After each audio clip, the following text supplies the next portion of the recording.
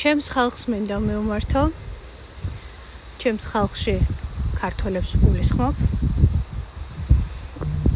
უზენაეს მწვერვალზე რომ გვაქვს აყვანილი მიწაწყლის სადღე გრძელო, სამშობლოს და მიწის სიყვარული.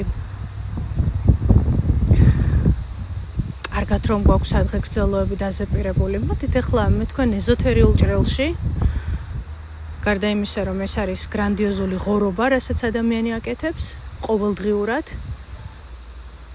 არა და ჩვენ რომ მიწაწყალი და ჩვენ რო რესურსი გვაქვს და არ უფრთხილდებით, მერე სხვებში ვეძებთ დამნაშავეებს. სხვებში ვეძებთ გამრყვნელებს, სხვებში ვეძებთ პრობლემას, მაგრამ არა საკუთარ თავში. მეგობრებო, მიწა, რომელზედაც თქვენ სტუმრად ხართ მოსული. დედაბუნება, დედამიწა, სადაც დროებით მოხვედით. დედაბუნება და დედამიწა, რომელიც გაჭმევთ, გასმევთ, გაცოცხლებთ,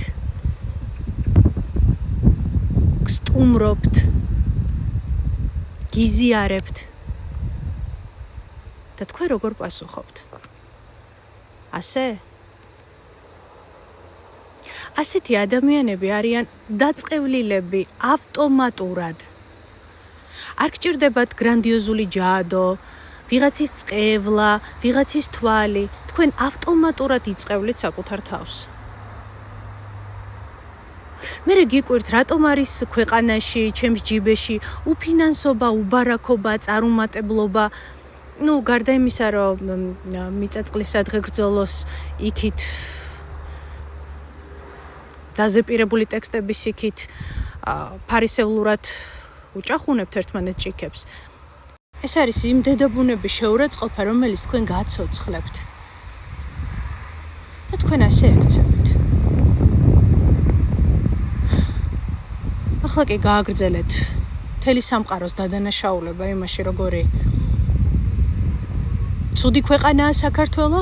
საქართველო ულამაზესი ქვეყანაა. ულამაზესი ბუნება. ულამაზესი მიწაწყალი. დამნაშავე ეძებეთ საკუთარ თავებში. მეტი არავიში. და ნუ ეძებთ წყევლის აღმოფხრას და უბარაქობის და ნეგატივის აღმოფხრას სხვა ადამიანებში, საკუთარ თავში ეძებეთ. რადგან ყველაზე დიდი წყევლა, რაც შეიძლება ადამიანმა მოუწიოს საკუთარ თავს, ეს არის ზუსტად ეს. მადლობა ყურადღებისათვის.